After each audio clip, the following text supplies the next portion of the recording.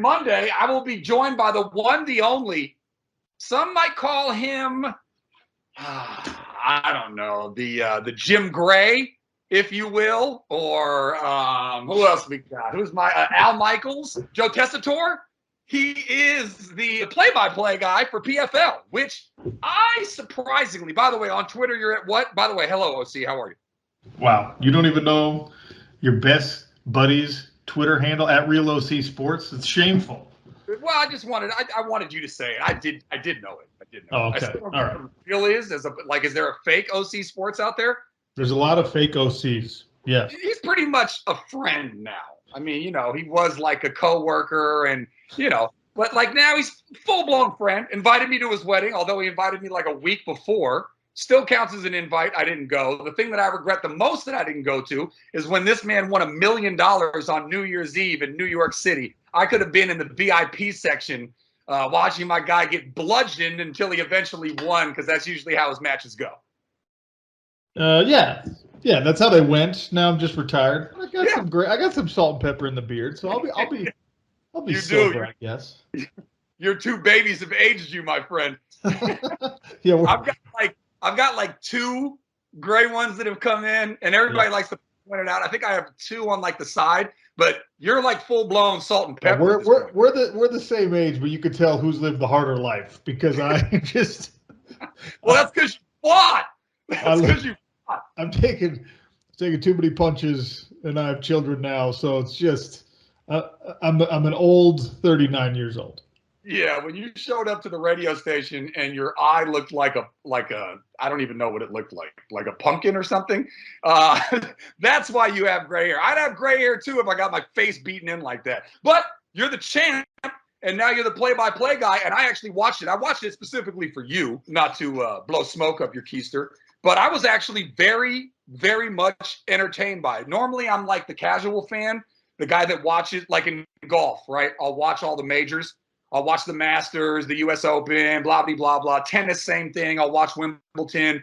And then I do that similarly with MMA. I'll watch like the big fights, Conor McGregor, Nate Diaz is a Northern Cali kid, so I'll watch some of his stuff. I don't usually watch like the casual fights, but I watch them specifically just to see you do your broadcast, and I figured I'd turn it. But I ended up watching a lot of it. And it seems like of all the sports that have, I don't mean to call you like a spinoff, OC, but of all the sports that have other leagues that are not the main leagues, it seems like PFL is probably the most successful out of all of them. We're getting there.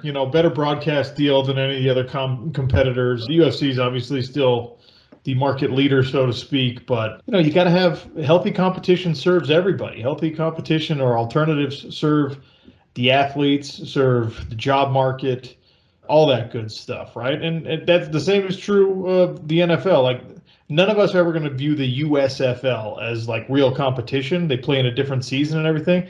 But another league serves everybody. It's good for everybody. Players get more opportunities. Coaches get more opportunities. The NFL can then come calling because you put a bunch of stuff on tape, good stuff on tape. So, it's good. PFL's, we've got some traction. We've got some really excellent fighters. And we've got a championship coming up in November. Another 6 $1 million champions will be crowned. And then we'll hit the ground running again in 2023. But we don't need to talk about MMA right now because it is football season. College football season has kicked off. It's like the only non-lethal drug in America. Football is a full-blown drug. You can watch. It's not just sports broadcasters and sports media and stuff like that. It's every human being on the planet. I mean, and even like people that don't really like football get completely caught up when football starts. I have a group of friends. So I have two group of friends, OC. I have one group of friends that are my age. And then I have one group of friends. My brother's 3.5 years older than me. And so I have one group of friends that are like 42, whatever. And the only hall pass that they get, and you'll know about hall passes, OC, because you're married with 2 kids. These guys, they built it, they grandfathered it in before they started dating any of the people that they're currently married to, that every year, the opening week of football, we call it Cockfest. It's only guys, and we get an Airbnb in Tahoe, and it's just for opening week of football. And yes, it is football time. This is the Silver and Zach podcast. I'm on Twitter at Zak Sports, ZAK Sports. He's at Real OC Sports on Twitter. Follow both of us. And I guess my first question to you, OC, would be, are the Raiders the worst team in the division? I know that's a cool thing to say, but are they 4-4 in the AFC West? The Broncos used to be the team that you could count on to beat. They get Russell Wilson. You have what people are saying is going to be the best quarterback in the NFL, if not now, shortly, in San Diego, or no, LA, sorry. I'm always going to make that mistake. And then you have Patrick Mahomes, who everybody says is the best quarterback. So I'm seriously, are the Raiders the worst team in the AFC West? They have the worst quarterback in the AFC West, which in the NFL means that you're on your way to being the worst team in your division, right? This is a quarterback's league. It's very difficult to overcome deficits at the quarterback position. And I think Carr's a decent QB. I think he's good. I think he's, top half of the league. Decent's a little bit of an insult, OC. Well, what do we want to say? Hold it. What do we want to say? You're right. Decent carries a negative connotation, right? No one tells you, hey, you really got to go to this decent restaurant I tried. Yeah. Well, if you told me I met this girl, she's decent looking. I mean that, So, okay, you're right. You're right. But I'm not saying that I'm not saying he's a knockout. I'm not saying he's like a 10 out of 10. I'm saying decent to me means like 5 or 6. I think he's like a 7 or 8. Okay, a great jumping off point. Let's start off the podcast with the proper adjective for what Derek Carr is as a QB, because he's not a superstar. He's not excellent. He's not elite, right? Is he good? He's not great. Is he good? Okay, so we're gonna call him a good quarterback. He's between a 7 and an 8. How about that? I'm not comfortable with the number ratings. It's an archaic system we can't use anymore. So are you going Me Too on me right now? No. I'm not talking about that. I just mean it doesn't appreciate you're an 8. I'm a 2. You're allowed to use that, okay? Looks wise, you're a 0. Like you're like an 8, okay? We can use look system. It is like stop with the archaic ass. You're failing to appreciate the point I'm trying to make. We no longer rate things on a 1 out of 10 because it doesn't give us enough room for nuance, right? We could go decimal system. We could say 7.5. All right, but in any case, this is going to be a difficulty. By the way, when you look to this podcast, when you listen, I'm going to say something, and Zachariah is going to spin off on the wildest tangent. It's going to be absolutely the theme of the podcast. And I'm going to always have to steer the Titanic back toward the iceberg because you you lose it. Wait, we don't want to go into the iceberg. Why would you steer us back into it? You want to steer us away from it. No, eventually we're all sinking, okay? Eventually go ahead. Sinking down to the bottom of the Atlantic. All right, so we're gonna agree that Derek Carr is a good quarterback in the National Football League. If you have a good quarterback, you can be a good team. But if you are facing in your division 2 quarterbacks who are elite and 1 quarterback who is a superstar, or maybe it's 3 quarterbacks who are superstars, or maybe it's 2 superstars and 1 elite quarterback. I don't care how you break that down, but if you have the good quarterback and everybody else has the elite or better quarterback, that means that the rest of your roster now has to make up that difference. And I think that is where things get really interesting for the Raiders because they tried to make some moves in the offseason, right? They made one of the moves of the offseason by bringing in Derek Carr's old college teammate, elite wide receiver. They finally give the man an outside threat, something that some of these other teams just never do, right? Tom Brady's teams have never done that for Tom Brady. The Raiders decided we're going to go out, we're going to pay your old college teammate, one of the best threats in the wide receiving core across the NFL. We're going to pay him $15 million a year. We're going to tell this guy, you need to catch touchdown passes. That's a step, Zachariah, towards making up for that quarterback deficiency even within the division. But is it enough of a step? Because guess what? There's no other position in college or pro or high school football that is more at the whims of someone else than wide receiver. Davante Adams has the least control over his success of anybody playing any position in the Raiders offense, because that's the nature of the wide receiver position. He could do everything right, and if an offensive coordinator doesn't call his number, if the quarterback doesn't look his way, which I think they will, obviously, but you've spent a bunch of money and assets and attention and energy on a position that has effectively the least amount of control over individual success or failure in your offense. Yeah, I just think, look, I agree. I would take Russell over Carr. I would take Herbert over Carr. I would take Mahomes over Carr. But I think that Carr is, I guess where you and I are splitting hairs is that I think Carr is closer to an 8 than a 7. And you think he's closer to a 7, maybe even in the 6 range. Like, I feel like I probably have him rated higher than you do. And I think for once, especially with McDaniel, is it McDaniel or McDaniels? Because the Dolphins coach got McDaniels, and is it McDaniel, Josh McDaniel, or McDaniels? Do you even know?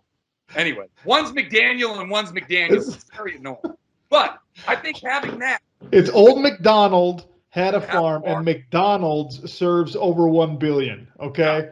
Got it. Anyways, with Josh, I'll just call him Josh. I'll call him on a first-name basis. I think Josh is going to bring in a system that obviously has been wildly successful in New England for a long time. Obviously, he had the stint in Denver and unfortunately thought that he could make Tebow a legitimate quarterback. And so that kind of went to bleep. But do not disparage the name of Tim Tebow, okay? He was a playoff quarterback. He's a playoff winning quarterback, playoff game winning quarterback, okay? You're not one of those guys, are you? He threw a 6-yard slant that who was that? Who was that Broncos receiver? Demaryius Thomas? Demaryius Thomas. I think he's dead. Rest in peace. Anyways, he threw a 4-yard slant that he took to the hub. Tebow was a terrible NFL quarterback. Don't tell me playoff winning quarterback. Won a playoff game. He was a great college quarterback. If we're gonna talk about wins as a quarterback stat, which everyone in the NFL world does, then put some respect on 15's name. Anyway, keep going. Guy was garbanzo beans in the NFL. Anyways, he made that mistake, and then he went back to New England. But I think he's proven that he's a great offensive coordinator, and he wants to prove that he's going to be a great NFL coach. And he's spent years and years, probably over a decade, learning under Bill Belichick. Who better to learn from? So I think having that stability there with all the John Gruden emails, nonsense, firing Maylock, the GM. I'm going to get to these cap numbers here in a minute. But I think having that stability, having Jacobs from Alabama in the backfield, I think having Renfro, who had a breakout season last year, as your slot guy, and then having your college teammate, which you already have chemistry with and prove that he's the best wide receiver in the NFL last year with the MVP, Aaron Rodgers, I think he's closer to great than he is to average, while I agree that he is still in the good category. But I don't think they're going to be the worst team in the AFC West. I honestly don't. The Chiefs losing Tyreek Hill, I don't know how much of a drop-off is that going to be. I think Mahomes is like Aaron Rodgers, where both of them are going to make wide receivers that you don't necessarily know as a household name very good. Like, I don't think Aaron Rodgers is going to take a huge step back. I don't think Mahomes is going to take a huge step back. But I could see the Raiders being better than them. The Chargers, Herbert, obviously, very much up and coming. Eckler is a fantastic running back. You got my guy from Cal and Williams at the wide receiver position, Keenan Ivory Waynes and Mike Williams at the wide receiver position. They've got a great offense, but their defense has let them down. And the Broncos, Russell Wilson is just getting there with Ciara. By the way, one of the best songs ever that makes me dance at the club every time I hear it. This beat is systematic. Look it up, kids. Anyways, Hypnotic, funky, fresh. Yes. Yes, there you go. So they're just getting there, and they're young, and their defense is talented, and I think he'll make something out of Judy, and he's got Sutton and other weapons. But this is the first year. So I'm not quick to say that they're the worst team in the AFC West. All right. So then you're the third worst team in the AFC West. Best case scenario. And this No, is they should be second best. okay. You're optimistic. I'm trying to be realistic.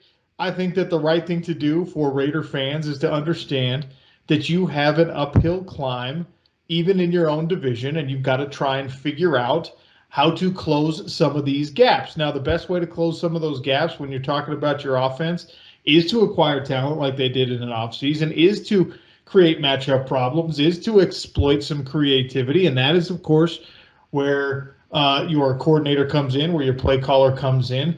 You got to be able to run the football in the NFL, all right? Do you have the offensive line you need? Everyone gets all sexy and excited about, all right, well, Russell Wilson and Patrick Mahomes. You know what, Patrick Mahomes has been one of the best quarterbacks in the league for the past few years because the Kansas City Chiefs brought him along carefully, and then they put him behind one of the best offensive lines in football.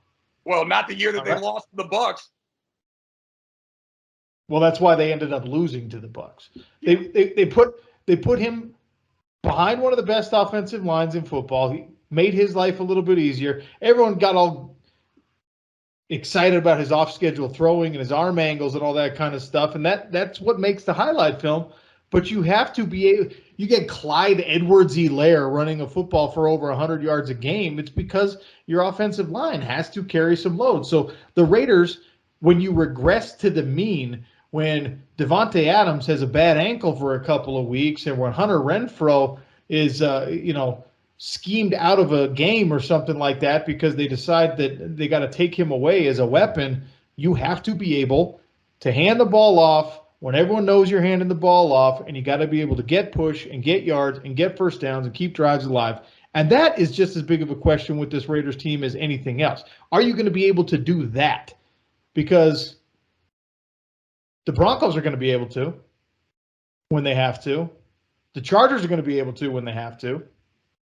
The Chiefs, their offensive line's gotten a little dicey, but yeah, I mean, I don't see any of those. I guess I would probably put the Chargers as the number one team that can do exactly what you're talking about. But the other teams, I mean, none of them running back or offensive line wise really stands out. And the Raiders still have Waller, I mean, to me, having that five-player punch of Carr, Jacobs, Waller, Renfrow, and Adams, to me, seems like you could hold that up against anybody else in the West. I mean, you want to go Sutton, Judy, Wilson, and then, I mean, who's their tight end? And who's their star running back that I don't know about? The Chargers probably have because Mahomes losing Hill. People always talk about the big play production from Hill. What they don't realize is Hill's just as productive when he's not catching the ball than when he is, because there's so much attention placed to him. That's why Kelsey's wide open over the middle. That's why you have other wide receivers because he takes the top off of the defense, and he's not going to be there anymore. And I don't know what I'm going to see out of Juju Smith. I mean, it's hard to judge him because he's had Ben Roethlisberger, which has pretty much been a statue for the past few years. But I mean, Ben Roethlisberger can throw a ball 32 yards through the air these days, and they still somehow let him be a starting quarterback. I don't think he moved all of last year. I don't think he moved. I think he took the ball maybe like 3 steps, took the ball 3 steps back, and then either threw it or got sacked. But yeah, I mean, anyways, I would put the 5-player punch for the Raiders up against anybody else in the West. I'm not saying that they're the best. I'm saying I wouldn't be shocked if they finish 2, at worst 3, and I don't think they'll finish 4. Honestly, when you frame it that way, I don't dislike the argument. All right. If you could keep everybody healthy, if you scheme properly to try and create those matchup issues that we're talking about, and Devontae Adams, to the point you made about Tyreek Hill, right? Devontae Adams opens up this offense in a way that they just didn't have anyone else doing last year or the year before. Renfrow and Waller are going to thrive because of Adams. So this is a great point that you just made. As much as I don't like to admit when you make a great point. Okay, but Devontae Adams being wide receiver number one on any team that he gets traded to, signs with, whatever, having a true number one wide receiving option obviously opens things up for everybody in your offense. But is Davante Adams, if this team finds its struggles, if this team doesn't win, 4 out of their first 6, is Davante Adams going to be happy with whatever the usage is? We didn't get enough of a preview in the preseason over how they're actually going to use Davante Adams. If Davante Adams ends up just having to run people off so that Darren Waller can thrive on the underneath routes and so that Hunter Renfrow can take a bubble screen or a tunnel screen and create a bunch of plays and first down yardage and touchdowns and all that kind of stuff, are there chemistry issues? I don't think it's going to be the reality for the Raiders because of the link going all the way back to college between Carr and Davante Adams. But it's something you have to consider. Patrick Mahomes was special and was able to keep everybody happy because Andy Reid is special and also able to keep everybody happy. When you have a true number one, you have to treat that person like a true number one. You got to get him touches and get him the ball. You can't just use him to allow everyone else to thrive. Yeah, I mean, it's an excellent point, and I think it would be valid with a lot of other teams and wide receivers and situations. But Davante Adams does not strike me as one of your typical diva wide receivers at all. He doesn't strike me as a Terrell Owens or Randy Moss or, I mean, like even Tyreek Hill, I could see that being a problem in Miami. If Tyreek, if Tua's not being able to get him the ball deep when he's burnt, 2 DBs and a safety, Tyreek Hill strikes me as a guy. I mean, they call him the cheetah. But Davante Adams seems like a very down-to-business type of dude, and he seems like a guy that would only want the team to thrive, even if it's at his own production's expense. I mean, he got paid, and I'm assuming, he just wants to win. So I don't think that could be an issue. But, yeah, I hear you. I do think his numbers are going to definitely fall off from what he had last year with Aaron Rodgers. Well, that's one of the joys of being the only viable big-time option for one of the all-time great quarterbacks in the NFL. You get numbers, right? Davante Adams has also made the point of bolstering Derek Carr's confidence with his, I think, somewhat facetious comparison. Future Hall of Famer to future Hall of Famer, elite quarterback to elite quarterback, right? Comparing Derek Carr directly to Aaron Rodgers. That makes the rest of us chuckle.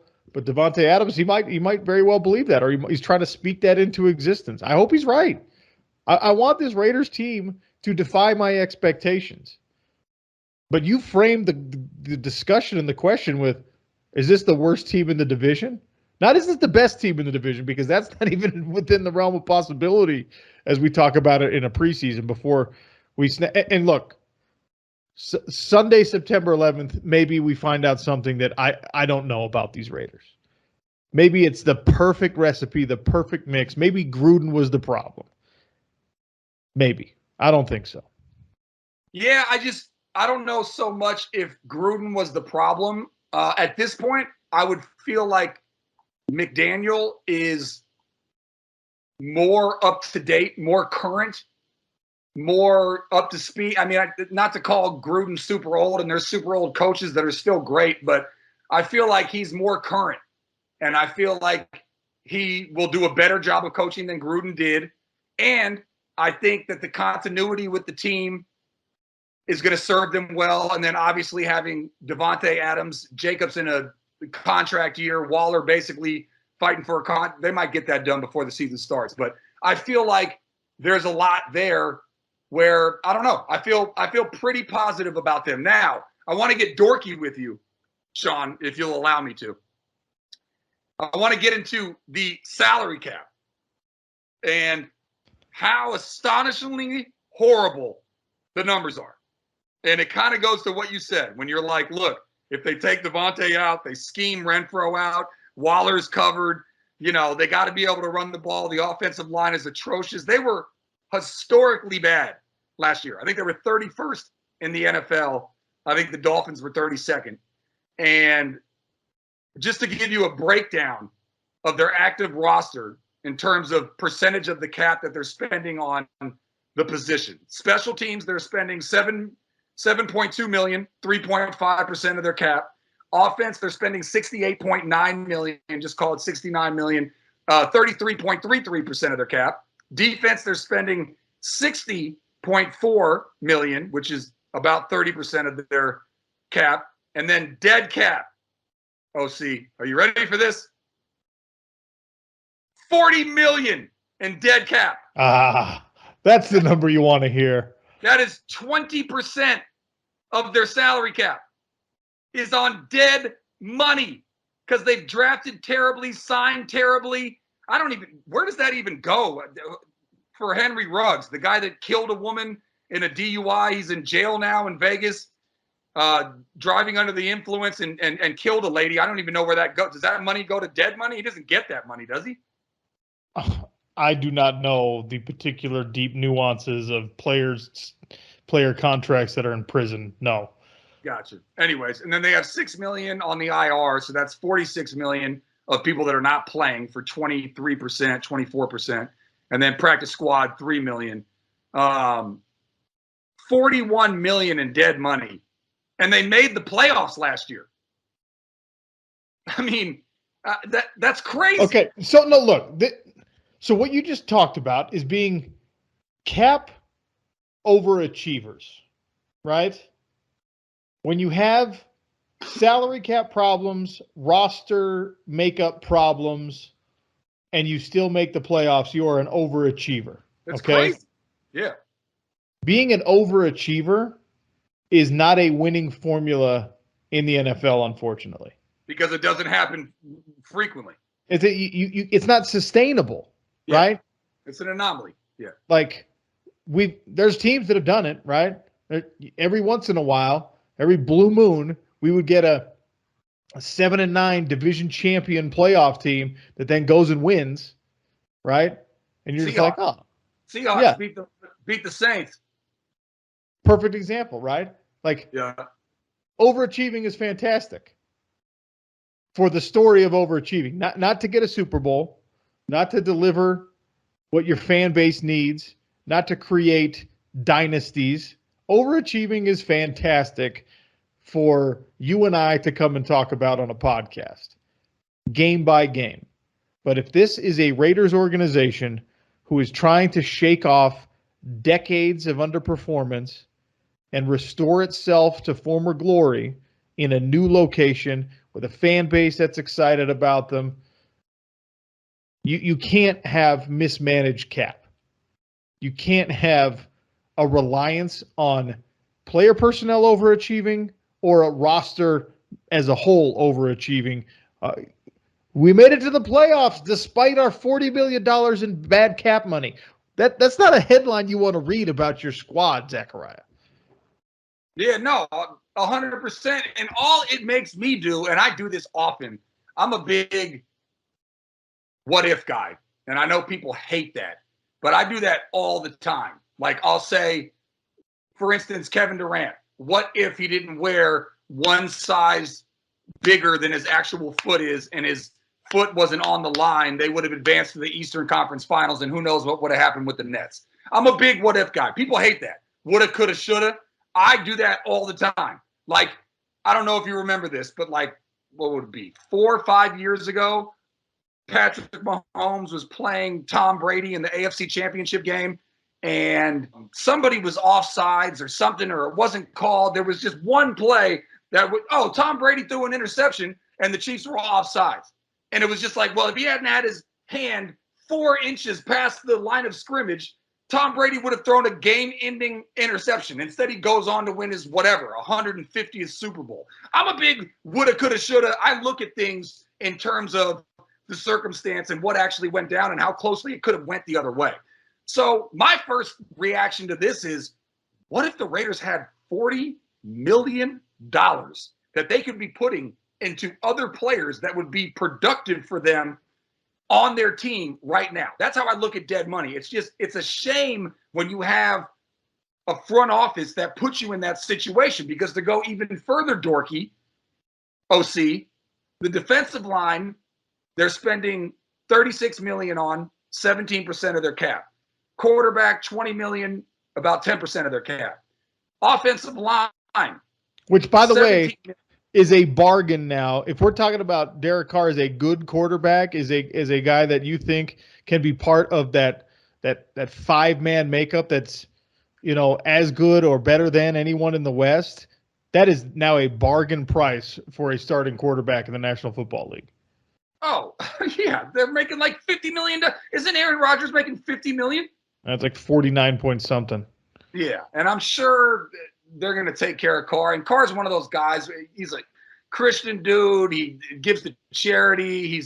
He doesn't care. I mean, the money, I'm sure, is nothing to him. But yeah, $20 million versus $50 million.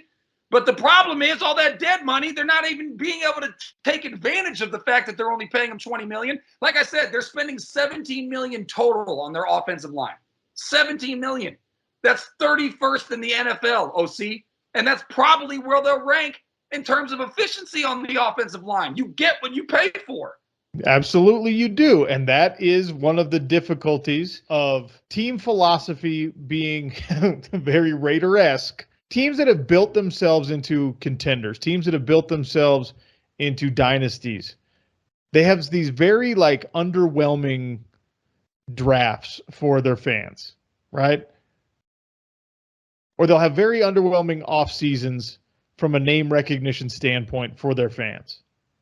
They go out and they spend a first round pick or a couple of first round picks if they can trade their way into that scenario on offensive linemen from a place like NC State. And the fans are just like, what? No. I wanted the guy who we saw run 4.3. I wanted the guy who we saw with a 44-inch vertical. And you know who is always the Raiders? The Raiders have always been the franchise, and part of the reason why they're the butt of jokes, they've been the franchise that drafts the same way for too many years. I'm only interrupting because I'm adding to your point. There is no more famous story in my opinion, in the history of the NFL. There might be a bunch of stuff that we don't know because it didn't, get to the public. But in terms of what people know as a fact, my favorite draft story ever is when Al Davis, God rest his soul, was getting up in years, and they had, I believe, the 8th or the 9th pick, whatever it was. It was Crabtree and Darius Haywood-Bay. Now, Crabtree didn't end up being a Hall of Famer, but he had a very good career. And Hayward, anyways, the story goes, everybody that Al Davis had hired to give him advice on who to draft had Crabtree as the guy. Out of Texas Tech, I don't watch a ton of college football. I remember watching all of Crabtree's Texas Tech games. They were on at night, and they were exciting as hell. Anyways, all of them had taking Crabtree. And Al Davis famously busts in the draft room and goes, who had the fastest 40? And they're like, Darius Haywood-Bay? That's who we're taking. That's who we're taking. Like, no, we have Crabtree way higher. I don't care. Give me Darius Haywood-Bay. And they took him over Crabtree, and then the Niners ended up getting Crabtree, and he had a pretty good career. But anyways, yeah, I was just saying that to add to your point that that's kind of how the Raiders roll. So you have to be able to, and look, we're removed now from that extreme drafting strategy, right? For the Raiders, they've done their best to separate themselves from that. They've gotten some guys. Mark Davis is a lot different than Al Davis, and you can see Correct. that in forms and fashion, including bringing Marcus Allen back, who Al hated. I mean, Mark has tried to keep as much of the legacy tied to him as possible, but also made it very clear that he's not his father. And they've drafted, they've tried in a couple different scenarios to draft the guys that are not like the sexy, flashy pick. Mm-hmm. They're kind of like universally accepted. Like when they drafted, who's an example I'm looking for? Farrell, Clem Farrell out of Clemson, right? Yeah. All of us were like, that's a good pick. He's going to be a really good NFL player. Yeah, not yet. Hasn't really worked out yet. That's not the fault of the organization or them reaching on someone they thought would be like the fastest dude or the highest jumper or the sexiest or whatever. So but when we're talking about the teams that actually win Super Bowls, right? And we're talking about the franchises that have gone from bottom dwellers or kind of middle of the pack teams to relevant again. They've done it with the blue collar, unsexy stuff. And they build that, and then they go grab the quarterback. They build that, and then they go make the big offseason trade to get a Devontae Adams. And unfortunately for the Raiders, they're doing it the opposite way. Well, it's not even the opposite way. It's just like a premature way for them. They have, if you're going to build a train track, first you got to put down the big old chunk, the railroad ties. You know what I mean? You got to grade the land. You got to put a bunch of gravel down, get those big old railroad ties, and then you can put the rails on, right? The Raiders are trying to put the rails on and then tuck the ties underneath them, and that's not really how it's going to work. Not with the cap. Not in a league where you actually have to pay attention to how much money you're spending.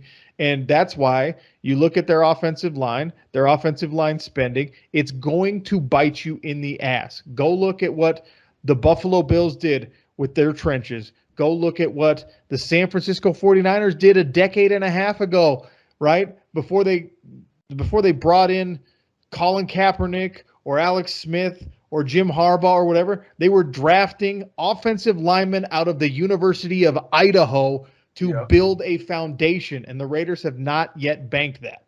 Yeah, no, for sure. And look, they tried last year with the disaster. I mean, just think about this, OC. I mean, and again, this is where I go to the coulda, woulda, shoulda. This is where I go to what could this team be if it was managed more correctly. They picked Alex Leatherwood out of Alabama, which people thought was a stretch, but they needed help with the offensive line because it was historically bad.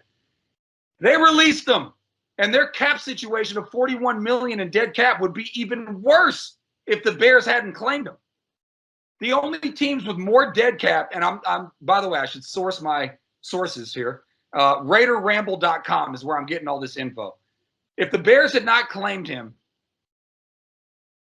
their cap situation and dead money would be even worse. The teams with more dead cap than the Raiders are 5 teams in rebuild mode and the Philadelphia Eagles, who have a quarterback on a rookie contract. And then they say the good news is the Raiders have some money to play with to both extend Darren Waller and reinforce the current roster. In total, the Raiders are 28th in spending out of 32 on the active roster. Now, to go back to the positions, they're 10th in the league on defensive line. They're good there. They're 11th in the league in quarterback. They're good there. They're 31st for offensive line. Not good there. And they're 31st in secondary. Not good there. And then the rest, they're fine. Well, no, and they're 31st in linebacker. So if you want to point to why this team is not going to be good, they're going to have to outscore a lot of people. And doing so with Devontae Adams and Darren Waller and Hunter Renfrow may very well be possible if you can keep Derek Carr upright long enough to let him uncork a pass down the field. But your underspending leads to under-talented offensive linemen or under-talented unit of offensive linemen as a whole. And that means you are relying on those players, respect to all of them, because making an NFL roster is a big deal, right? Just being an NFL player and being an NFL starter is a massive deal.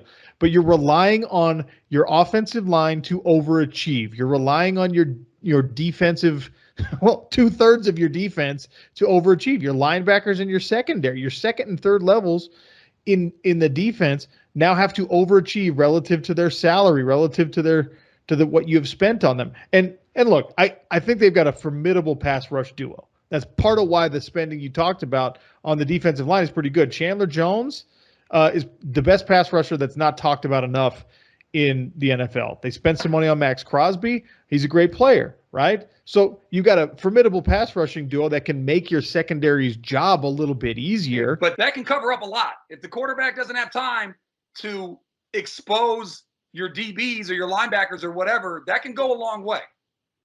Absolutely. But again, relying on 66% of your defensive unit to overachieve in order to be successful is not like if I'm an NFL GM, and I'm pretty sure someone will hire me for that job after listening to this podcast, right? I don't want anyone on my team to overachieve. I don't want anyone on my team to play above their draft position. I want to be right about all the salaries that I've put out there. I want to be right about all the draft picks. Okay. And I know that this is the goal for everyone, but I don't want to have to be like, yeah, you know what? Spent a lot of money on that guy. So we're going to put this cat out there who might not be a starter on another team, and we only have to pay him league minimum, and we're going to hope that he overachieves. I do not want to ask more than what people are capable of, from the water boy to the coordinator to the head coach, and certainly all player personnel. I am not banking on that. And unfortunately, this Raiders roster, relative to the checkbook, which is how everybody tells the truth in the NFL, right? How do you really feel about a player? You show them with your checkbook. They're asking too much of players they don't actually believe in, and that's not great. That's not a recipe for success. To me, it's very clear. I think quarterback, they're solid to good to great. I think running back, they're fine, serviceable to good. Tight end, I think they're good to great. Wide receiver, I think they're good to great. Defensive line, I think they're good to great. But, I mean, the offensive line is everything. It matters for your run game. It matters for Carr having enough time to find Davante Adams open. It matters for everything. So the offensive line is disturbing. Like I said, 31st in the NFL, and spending on it, you get what you pay for. And then the linebackers in the secondary is an issue too. So I feel like it's going to be a very – I don't really know how this is going to go. I feel like they're all going to beat up on each other, OC, because I think, again, Wilson, this is his first year there. You got to get acclimated. You got to get chemistry, all that good stuff. The Chargers, up and coming, but hell, they blew a game where they could have made the playoffs last year against the Raiders, and they lost. And a lot of that is defensive, and they brought some guys in. And then the Chiefs losing Tyreek Hill, I think is going to be a bigger deal than people are making it. I mean, I think Mahomes is good enough that he can make a good receiver out of anybody. But not having a guy like that where he's going to draw two people, I think is going to be a big deal. Because none of the wide receivers on their team right now, well, nobody's as fast as the Cheetah. But he doesn't even have a speedster. He doesn't even have a guy that's going to draw two. So I think that's going to be an issue. And your tight end ends up drawing two, and that's a luxury for defenses that are going against the Chiefs now, as they get to be more focused on Kelsey. But at the risk of jumping into an aside, which is something that is really more your department, what we're talking about is a primary weapon being taken away from a player who people think is a generational talent.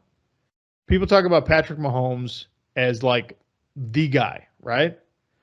So the hope or the expectation that taking away the fast dude that plays with him is going to severely diminish his ability to be productive as a starting quarterback, or his ability to put up numbers in the passing game, or whatever, however you want to frame that, is a suggestion that Patrick Mahomes is not actually who people say that he is. Because we've seen Tom Brady, the GOAT of all GOATs, putting together Super Bowl seasons with Danny Amendola and former college lacrosse players and like random dudes who could also play defensive back just to try and make it on the roster, right? You've seen Aaron Rodgers for years play with guys who no other starting quarterback in the league wants to be their number one tight end, wants to be their number one wide receivers, with the exception of like Davante Adams very recently, right? Aaron Rodgers, the number one complaint that he's had and that people understand him for having is that you've never really drafted me a number one weapon. You've never took Jordan Love, who looks like he's never going to start an NFL game. And look, in the first round, the suggestion that Patrick Mahomes is going to be somehow diminished in a significant way because Tyreek Hill is no longer available to him is to also say, Patrick Mahomes, you're not on that level. We've been talking about you as being on that level for however many years, but we don't actually believe it, because if you took Tyreek Hill away from Tom Brady, no one would say, "Oh, it's going to suck to be Brady this year." If you took Tyreek Hill away from Aaron Rodgers or Drew Brees when he was still active or Peyton Manning, no one would be like, "Oh, he's not going to be able to do it this year." They just say, "Who's the next guy that they're going to throw into that offense?" And I think that Mahomes is in the Brady and Rodgers conversation, obviously, and I think he'll make great wide receivers out of whoever he has. But I do think that Tyreek Hill is that special. I saw an interview with McDaniels. By the way, it's McDaniel for the Raiders, and it's McDaniels for Miami. Anyways, I saw an interview with McDaniels out of Miami, and he said, I'll give up the whole roster if I can get Tyreek Hill. I do think that he's a special thing where it doesn't matter how good the quarterback is. The effect that he has on the game is huge. He's just ridiculously impactful, and I do think that Patrick Mahomes is going to feel that. I still think he'll be great, and I still think he'll make great out of the receivers and options that he has, but I still think there's going to be a drop-off because Tyreek Hill is that special. All right, let me ask you this before we get to the general NFL. What is your best case and worst case scenario for the Raiders in 2022? Best case scenario for the Raiders is they make an exit in the divisional round, and we talk about a nice season to build upon, and we talk about the idea that it's a desirable place to play and that you can have some success in free agency because Vegas is now a city, like a big time sports city, and the future looks good. The worst case scenario for the Raiders is they're the worst team in their division and they missed the playoffs and they've got a sub 500 record. Yeah. I would say that's fair. I would say the absolute ceiling, if everything clicked right, would be like the AFC Championship game. And the worst case scenario, I don't think they're going to be bad. I would say the worst case scenario is that they barely miss the playoffs by like a game or so. I'm guessing like 12 wins. I think they're going to finish second in the division, make the playoffs, get out of the first round, probably lose in the second, but maybe get to the third, but definitely lose in the third if they do. That would be my best case scenario. And worst case scenario, they just barely miss the playoffs.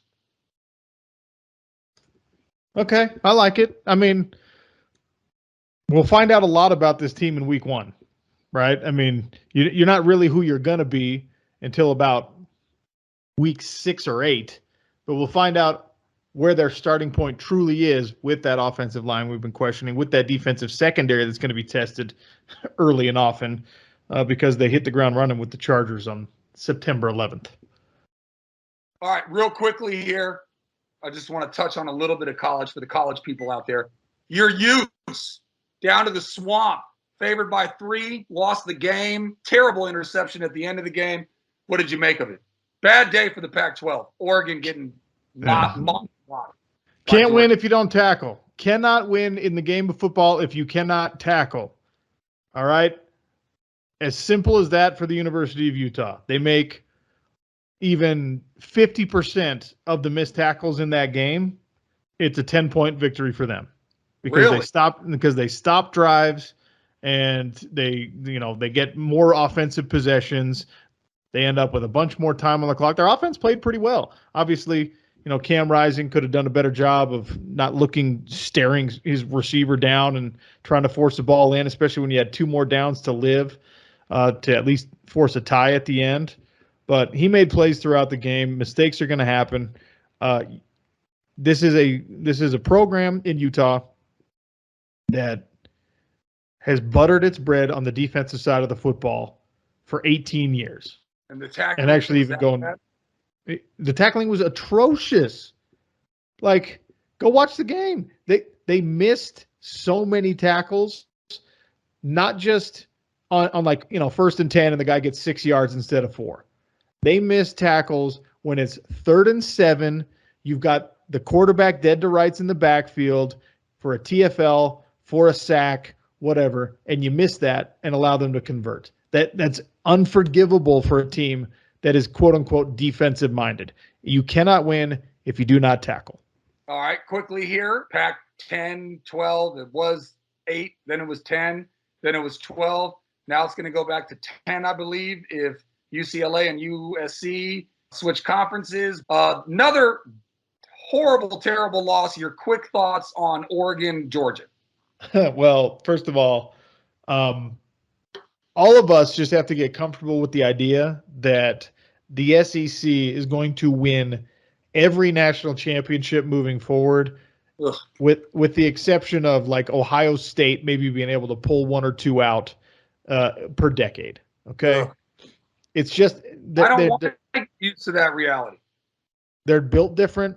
The investment, It's dude, Oregon didn't play well, but even if Oregon did play well, they just are physically on a different level. Like Georgia has dudes. It ruins college football if you have the same teams in the final every year. Okay, well then baseball is ruined. College basketball has been ruined for the longest. No. Women's college basketball is completely ruined. Women's, yes, I'll give you that. Not men's. There's a new champion every year. There's like six teams. Calipari won a title. He's only won one the entire time he was there. There's like 6 teams in college basketball that have a chance of winning it all at the beginning of the year. I don't feel like researching it right now, but I'm telling you, there's a different champion every year in college basketball. But they're from the same rotation of 6 or 8 teams, and that's the same on that. But anyways, go ahead. And the same is true of college football, right? I mean, it's if you're not okay with the fact that things aren't fair in sports, I have another thing coming for you. They've never been fair. They're not going to start to be fair. But baseball, you had the Nationals win it, the Cubs won it, the Red Sox would win it, the Giants have won it. I mean, it's at least different. In college football, you're guaranteed to see Georgia, Ohio State, Alabama, and then fill in whatever random one, poor Cincinnati that got their ass beaten. But there'll be a random 4th team, but it's Georgia, Ohio State, and Alabama. That's it. Just hold on. Just bear with me. Just bear with me here. Baylor won a 2021 college basketball championship. Kansas, one of the all-time great historic programs, won it in 2022. Virginia felt like a little bit of an outlier in 2019. Let me know if you've heard of all these other basketball programs. Villanova, North Carolina, Villanova, Duke, Connecticut, Kentucky, North Carolina, Kansas, Florida had a couple in there, North Carolina, Connecticut. It's Duke. There we are again. Like that's just how it works. And in football, it's Alabama, Clemson, Georgia, Ohio State. Oh, look, Ohio State was there. Alabama, Clemson. Yeah. You know, it is what it is, man. All right, last college football question. It was posed on ESPN, which sometimes I think these people just purposely troll the viewers. Like, what can I put out there just to make the person watching angry? I mean, First Take and Get Up or whatever. Anyways, the question was, did Notre Dame improve their chances of making the college football because they didn't get blown out by Ohio State? Yes. Okay.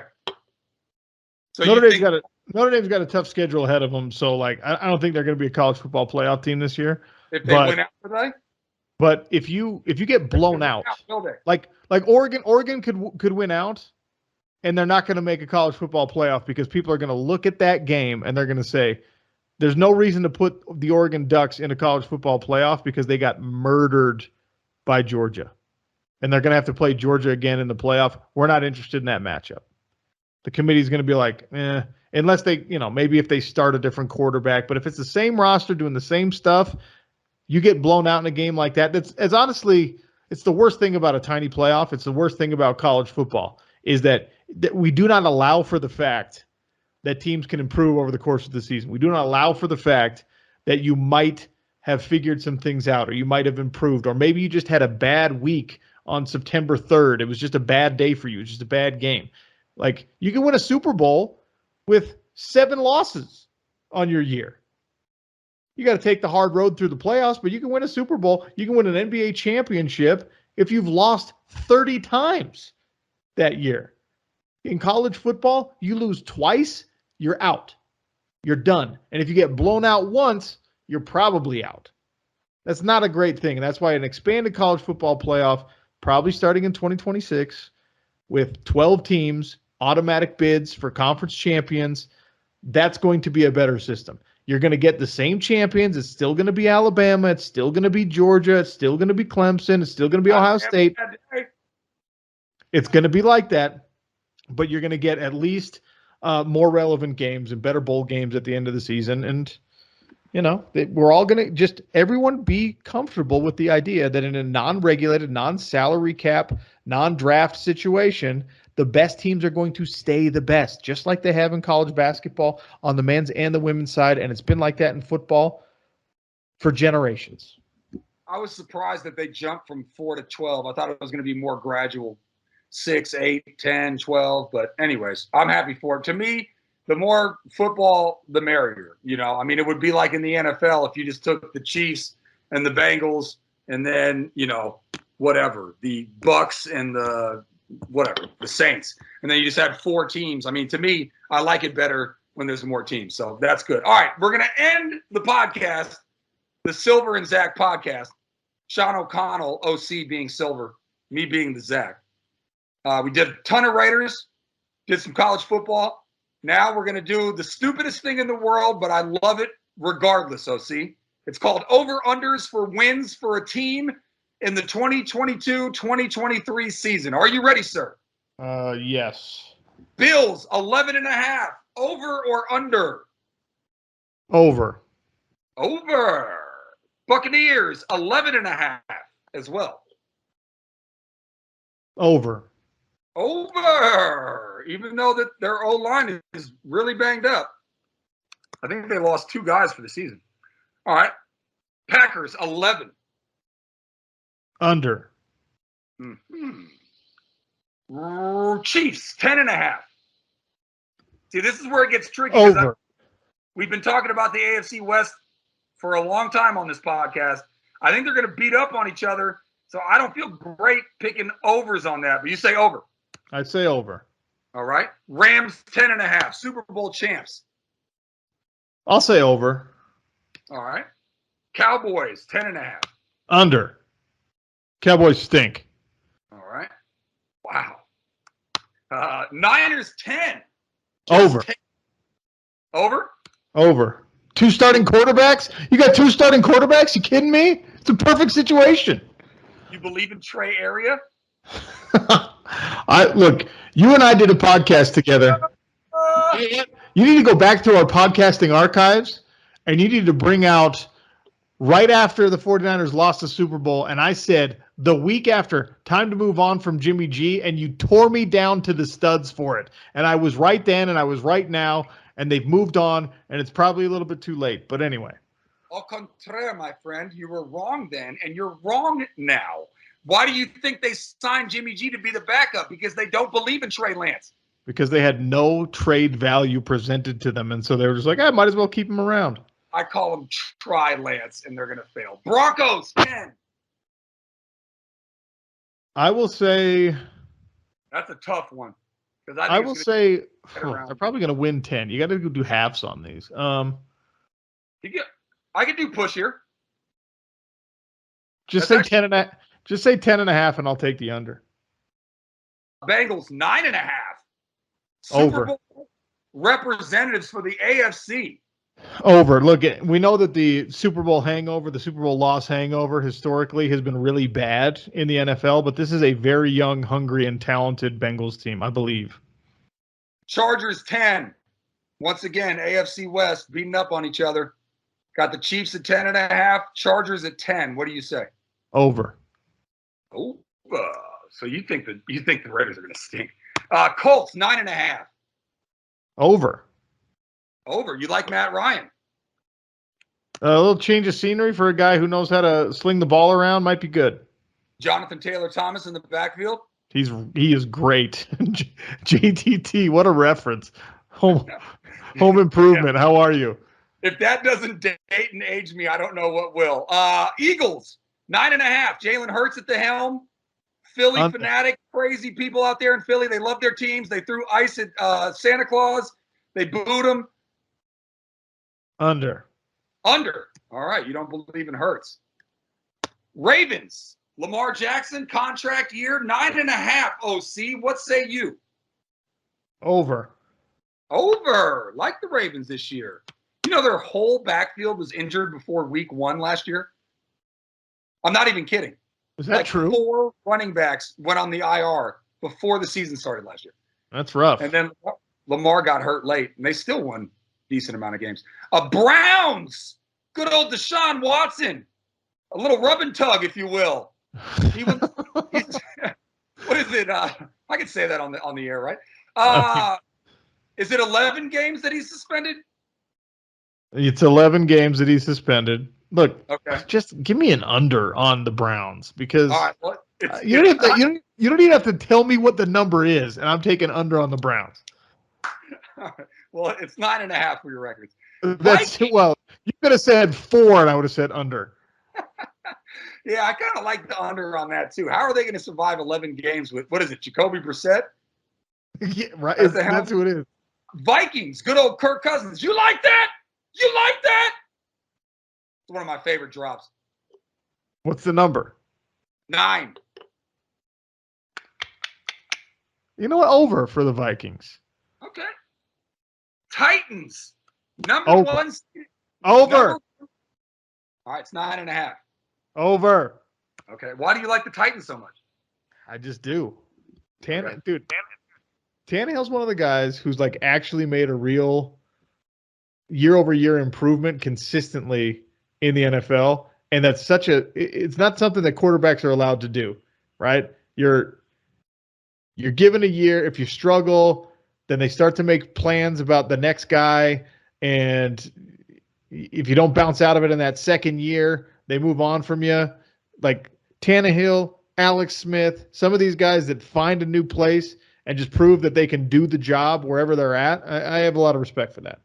Yeah, Dolphins fans everywhere are crying right now as you make that soliloquy. Who do you like better, Derek Carr or Ryan Tannehill? Ooh, that's a good question. I think that I paid the big bucks. I think that Tannehill's in a better coaching situation, or has been in a better coaching situation. So, with Tennessee, but I think talent-wise, I think ability-wise, leadership-wise, they're probably very similar players. So, I'll just say I like if you put Carr on the Titans, I think that's better than what Tannehill's been able to do. So I'll say Carr. Yeah, I think just because of a little bit more mobility, I like Carr more than Tannehill. But yeah, they are pretty similar. That's why I asked the question. Dolphins, Miami. Under. Wow, that was quick. Didn't even need the number, huh? I'm just trying to hurt your feelings. Under. That's fine. 8.5. Patriots, same number, 8.5. Over. They don't know who's calling their plays. Over. Over? You like Mac Jones, huh? Heck yeah, I like Mac Jones. Cardinals, 9. Kyler Murray just got paid. Under. I feel you on that. Whatchamacallit is suspended for – DeAndre Hopkins is suspended for like the first 8 games or something for PEDs or something like that. Okay, here we go. It's the Silver and Zach cast with Sean O'Connell. The Raiders, 8.5. See, 8.5 wins. They win 9 games and miss the playoffs. Over. All right. Saints, 8. Whatchamacallit's back. Jameis Winston. Jameis Winston? No, thank you. Under. Under 8. Wow. Commanders, which I'll never say. I'm just going to say Washington team. The Washington football team. Under. 7.5. Under. Steelers. Mike Tomlin has never had a losing season in his entire career, and I believe he's been coaching for over a decade. Their number is 7.5, which would put them under 500. What say you, Sean? I say over. Over. I agree. I think you think Pickett's going to be the quarterback like come week 5 or something? Probably. Trubisky's going to start, right? To start. Trubisky is going to start, and they're going to be like, "What are we doing here?" And they'll end up putting Pickett in, and his tiny little hands will deliver 8 wins. The hands thing. It just drives me crazy when they do that at the combine and stuff like that. But yeah, I mean, did he play 5 years in college? I know it was at least 4.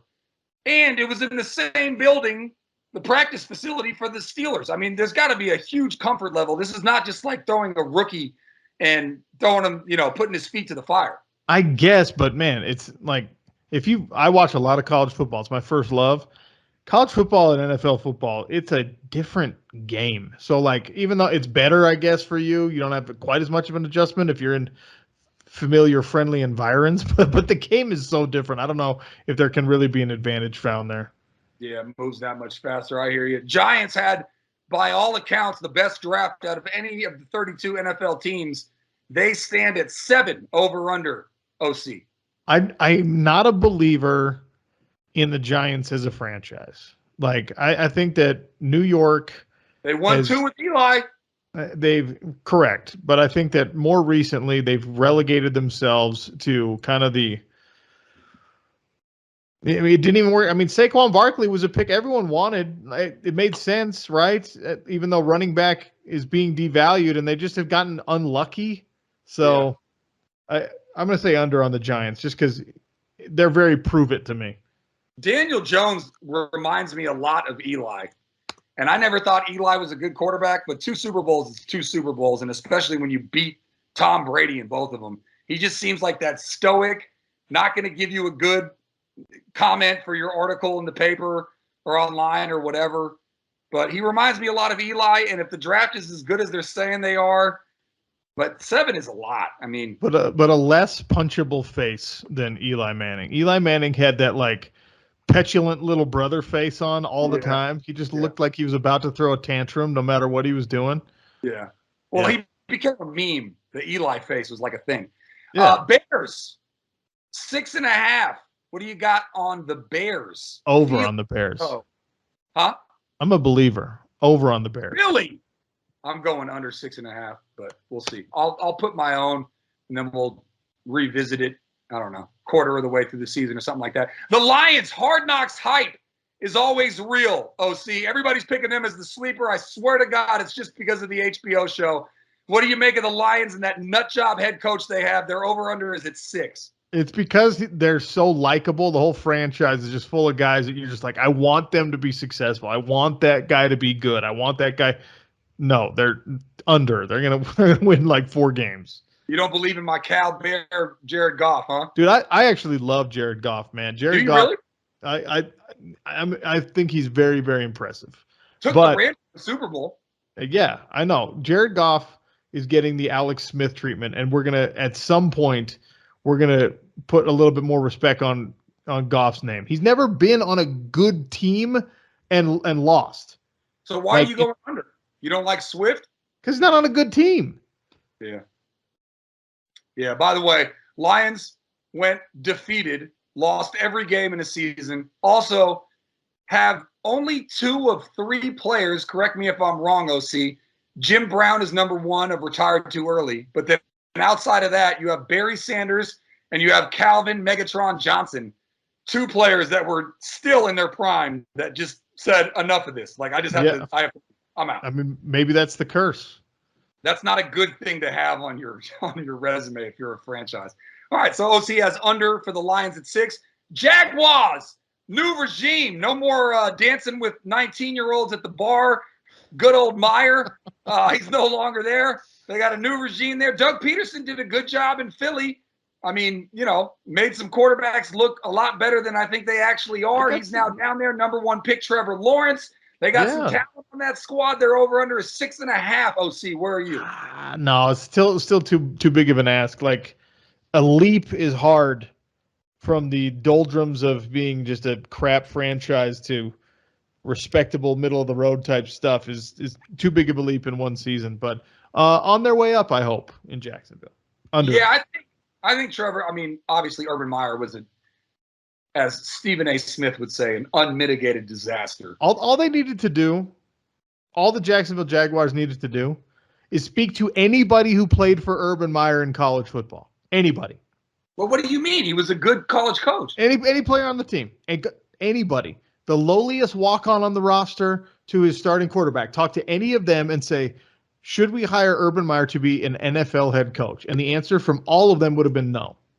Okay, hang on real quick, because I know that you've got history with this. You played at Utah when Urban Meyer was at Utah, so I'm not going to call you sensitive Sally, but you're close to the situation.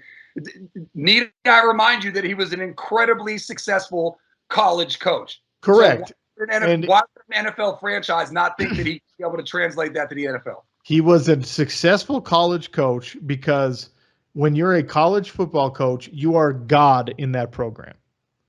Your word is gospel. You have final say over absolutely every decision, from what the team meal is to the color of the player's socks to everything. Urban Meyer was excellent at that. He is a dictator. All right. You can't be a dictator in the NFL. You can't. Okay, fair enough. I mean, yeah, there has it's a player-centric league, right? Yeah, I mean, Nick Saban dealt with the same thing. He went to the Dolphins, and he couldn't take that. He couldn't control everything, and then he went to Alabama. Exactly. I mean, guess what? Nick Saban. Has any college football? Go ahead. Sorry. Nick Saban will never go back to the NFL. I'm 100% positive he's had offers to go back to NFL teams. Jacksonville probably wanted him before they wanted Urban Meyer. But guess what? Nick Saban is self-aware, and he's the governor of Alabama at this point, basically. And he says, no. What I need is ultimate power. And there is not a single NFL head coach, with maybe the exception of Bill Belichick, who has or has had absolute power in their franchise. Because your quarterback who walks into the building and makes 10x what you make doesn't have to listen to you. All right? Your players, this was notorious at Jacksonville. Urban was trying to blow the whistle, disciplinarian, be the guy, run extra conditioning. His players were laughing at him. They were laughing at him at practice. Do you know what happens to you if you're at a university and you laugh at Urban Meyer at practice? He tells you to do something and you laugh at him. You know what happens when you're a college football player and he's the head football coach? You're done. It's over. You're removed. You're suspended from the team. Just look at how Saban reacted to the whole name and image and likeness or whatever thing. He didn't take that well because that's a reduction of his power. But yeah, has any college football coach won a Super Bowl? I don't know off the top of my head. I'm sure there's somebody who's been on a staff at least. I don't know if there's been a head coach, a college football head coach that then transitioned and won a Super Bowl. Pete Carroll won a Super Bowl in Seattle. Yeah. Oh, there you go. Yeah. Yeah, that worked. And he's still working for Seattle. So anyways, let's move. Oh, just a random side note. How lucky is the NFL that week 1, Russell Wilson plays against Seattle, his former team, and Baker Mayfield plays against the Browns? Just random. I mean, it's not even the same conference. Just totally random that those two games the NFL, I mean, not like they're not already king and they need any other reason for people to tune in. But that's just crazy to me, which brings me to the Panthers. Baker Mayfield named the starter over Sam Darnold. Their over-under for total wins for the year is 6.5. OC, what say you? Under. Yeah, I'm a hard under on that. I don't believe in Mayfield. I don't believe in the roster around him. Seahawks. Just speaking of Pete Carroll, Seahawks. Geno Smith, starting quarterback? Yeah. Well, what did Pete Carroll said? They have 2 quarterbacks, and that's a good problem. In a tough NFC West? Yeah. Niners, Rams, Cardinals. Under. I'm with you. All right, 3 more here. The Jets, 5.5. Under. Wow. New York's not going to want to hear that. Falcons, no more Matty Ice, 5. I like so many players on this roster, but I still think under. Do you really? Yeah, just, guys I watch play college ball that are Pitts is awesome.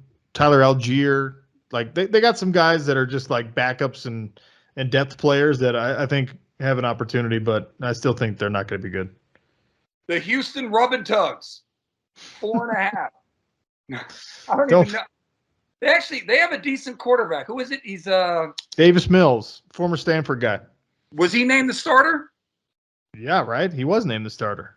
He had like the best. he had like a great rookie year. No one talked about it because he wasn't supposed to be the guy, and they were a terrible team. But he's a good player. All right. So how do you like their over/under? Probably still an under because 4.5. The rest of their roster is not great. All right. Well, that'll do it. Can't wait for Thursday. They're doing a rematch of the Super Bowl, aren't they, OC? Correct. It's Bengals-Rams? That's crazy. Correct. That should be a great game. And then, of course, Sunday. And then Monday, you got Russell Wilson playing against his former team. It has been the Silver and Zach podcast with my fantastic co-host, Sean O'Connell, on Twitter at RealOCSports. He'll be joining me every Monday. We'll react to the games on Sunday. Should be a fun year. Looking forward to it. Appreciate you joining me, OC. Have a good one, huh? All right. Be well. Thanks for listening, everybody.